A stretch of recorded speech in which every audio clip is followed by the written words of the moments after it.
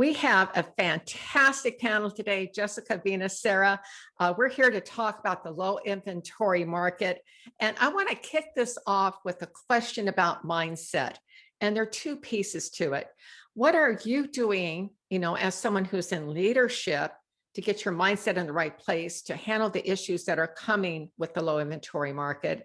And the second question is, and this is probably to Venus and to Sarah, is what are you seeing that's really required for our agents who are having to deal with sellers and getting them into the right mindset, both the agents and the sellers and the buyers? So Jessica, to you, what are you doing to get your mind in the right place to deal with this crazy market we're in?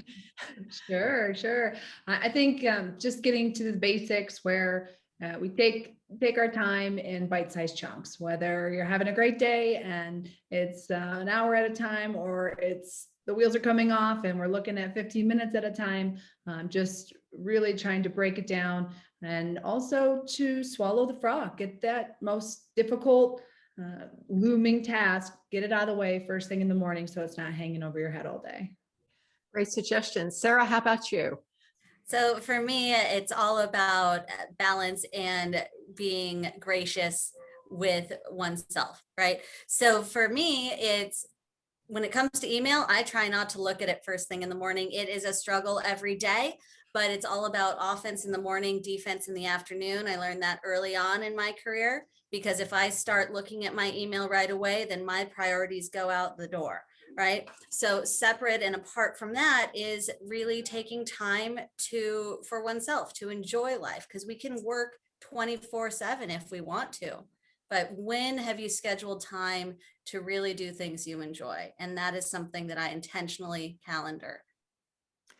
And Venus, how about you? And I'd like to have you address both the question for the people who are sitting in the room who are in leadership, as well as, first of all, what are you doing to get yourself in the right mindset, because you also are an active agent? And how many transactions are you doing a year? And you do have 7 children as well.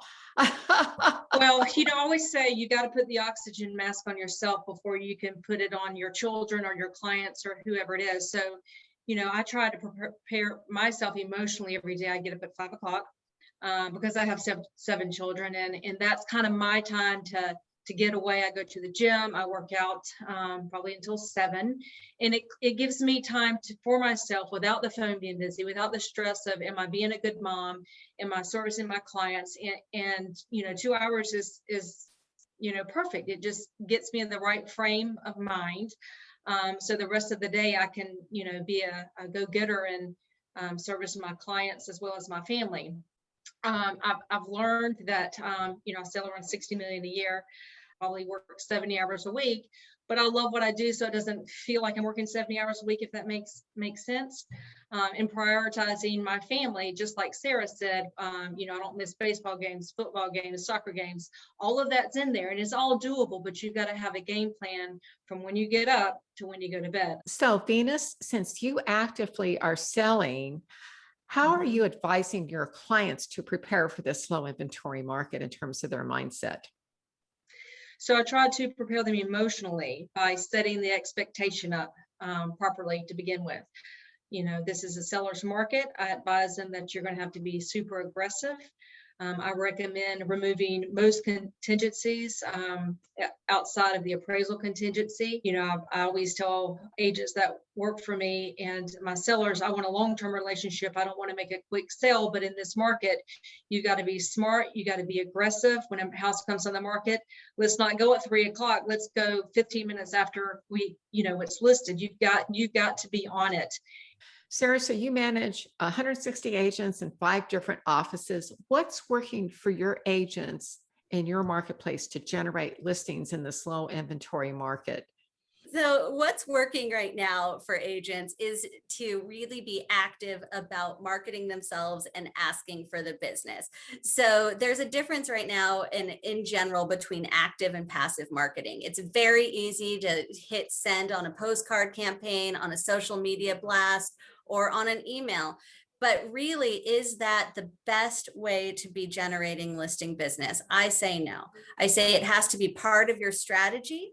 and using different tech tools like REDX to support that works perfectly. However, if you're looking to actively create the business that you desire, you need to be talking to people in your database and reaching out, aggressively asking for the business.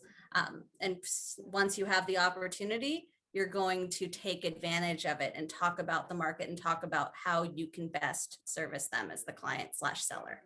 You know, Sarah, the NAR statistics, and this has been a pretty stable statistic now, probably for about 10 years, is that somewhere between 75 and 77% of all sellers only interview one agent. In other words, the first person to have that conversation is the one that gets the listing. So your goal is to get face to face with the sellers as quick as you can.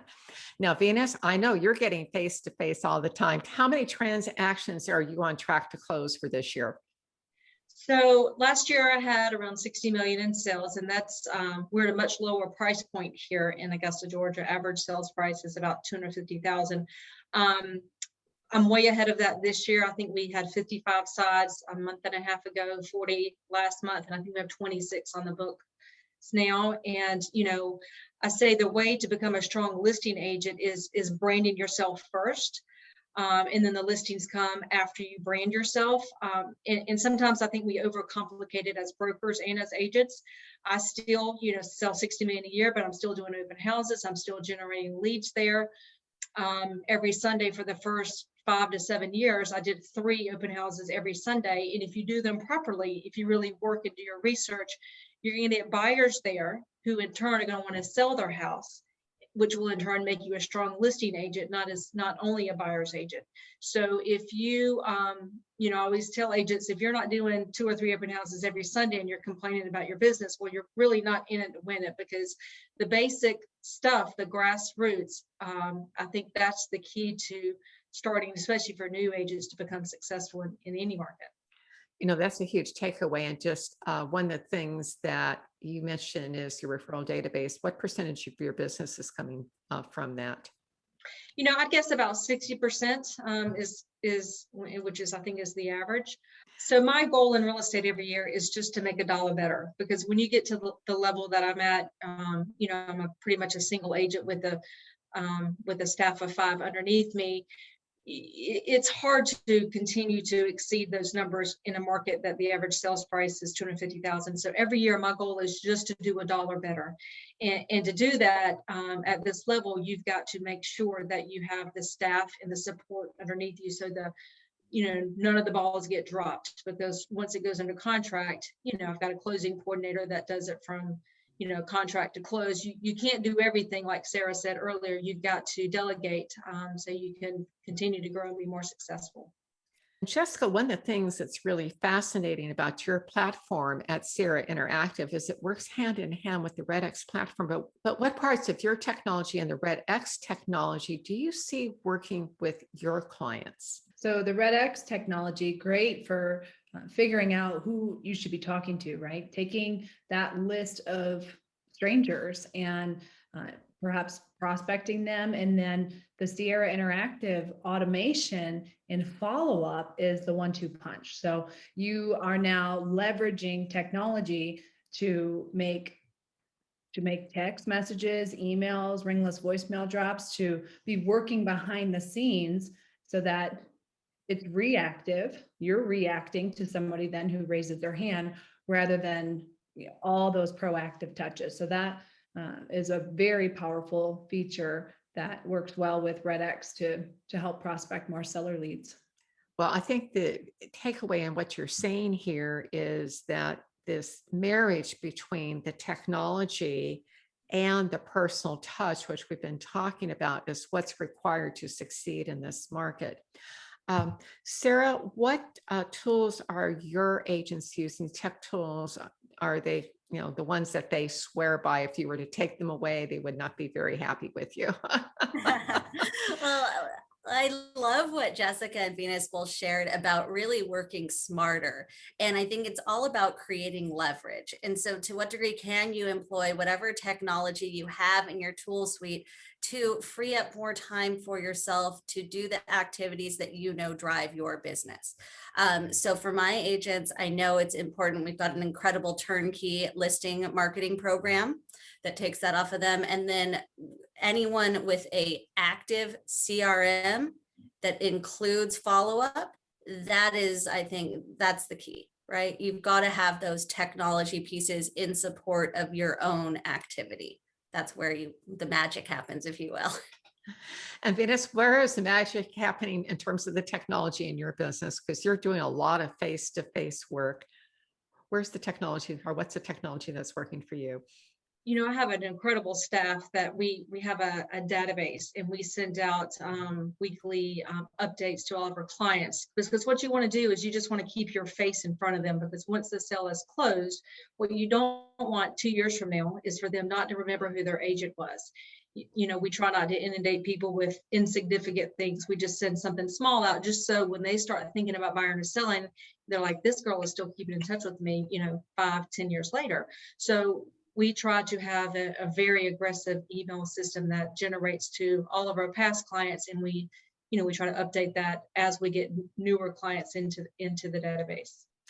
Well, this notion of being top of mind is so important. Each of you has emphasized this. Now, the other thing we wanted to talk about today in terms of the low inventory market is what goes in hand with the crazy market we're having. Sky high, prices shooting up crazy all over the country. Venus is in a market where, average price is $250. Sarah's in Malibu, where it's some umpteen millions. Jessica, you're in Colorado, which is $750 million, depending where you are. And prices are skyrocketing so much. What is your advice to the people who are listening in terms of how to approach a market where we know that prices are going to get bid up maybe $50,000, $100,000 or more over the asking price? So I'll jump in. I think that this first strategy is to be smart and know what you can afford, right? And Venus talked a little bit earlier about getting the client's mindset right, but really understanding that property might be priced maybe even 20% below where it's going to actually sell. So managing the expectations, understanding your limits, and understanding your goals as a buyer. Those are the 3 keys, I think. And we talked a little bit about this notion of multiple offers. If you get an offer in, Venus, right away, my opinion is let your marketing work take 5 or 7 days and let everybody get out there, let it drive prices. But you don't always do that. What happens in your case? So, I just had a house we listed, and we got 15 offers on it. So when you list as many houses as I do, what I tell my sellers is, okay, we can wait and I can probably make you more money. But, pretty often lately, you're getting offers $20,000, $30,000 above the list price. The sellers are like, it's not going to appraise for more than this. I don't want the stress of it. I want to be done with it. So when that happens and they don't take my advice to wait and let the market do its job, then I'll use that to my advantage by on the sign in the yard, under contract in 30 minutes, under contract in 1 day, because you want to also let the public know there is a sense of urgency. And if you want to buy a house, you got to be aggressive, and you need an aggressive agent. And doing little marketing tactics like that, really shows, okay, this agent's all on it. She's selling houses in 30 minutes an hour. But again, you always want to do the big picture, not the small picture, which is let your sellers know. I tell people, don't take this offer. I think I can get you more money. And they'll say, Venus, thank you, but this is $10,000 above list price. We want to take this offer. So you can use both strategies, and basically you just got to inform your sellers and let them decide what's best for them. So Jessica, if you're sitting in the chair and your agent says to you, you get the offer in 30 minutes and they say to you, let's let our marketing work. Let's run this let it stay on the market through the end of the week, and we'll look at offers on Saturday. What would you choose? I would hope that whatever my agent is recommending, I've hired a professional. I'm trusting them to make that suggestion from a place of experience, and I would probably take their advice at the end of the day. I know that I have heard in the past, your first offer is always your best offer. And so I think that seed is planted, and I would probably give that advice to someone in my own sphere of influence to take it and run. If it's good in this market, we know that buyers have been beat up. They've been let down and shut down. And so if you've got someone that's been in for a while and they're the first offer, it's probably pretty serious and perhaps could be the best you get. And it could be, I'm going to just kind of take the opposing view for one moment, right?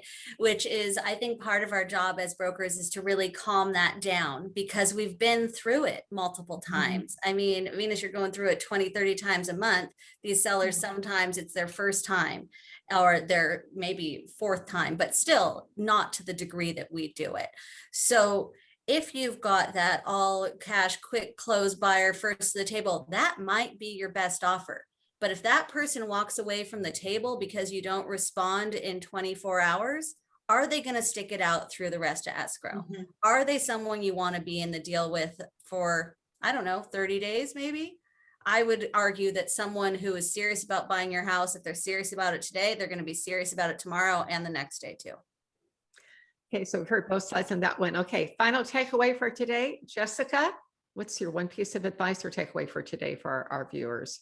Yeah, I mean, my clients are agents and brokers and team leaders, and we're just advising them to leverage as much technology as you can to represent yourself as a premier listing agent, whether that's your website, some niche tools that are going to set you apart. Whatever you can do to get that leg up, that's what it's going to take to dominate in this market. Venus? I would say prepare your clients emotionally. And that's half the battle. If you set the expectation up in the beginning, letting them know, hey, this is going to be difficult, but you've got the best agent in town. We can do it. I want you to trust me and, go step by step with the whole process. I think what is a crazy market turns out to be not so stressful because they know what to anticipate. And Sarah, to wrap up for today. Yeah, I mean, I'm going to get a little emotional, bring it back to my mom. I'm second generation in this business. And something my mom always told me was that sellers need to sell regardless of market. There are sellers out there. So I think it's up to us as agents, as brokers, to identify them and really take an active role in approaching them. Well, Jessica, Venus, Sarah, fantastic panel. Thank you. You guys did a great job. And thanks to REDX for sponsoring today's session.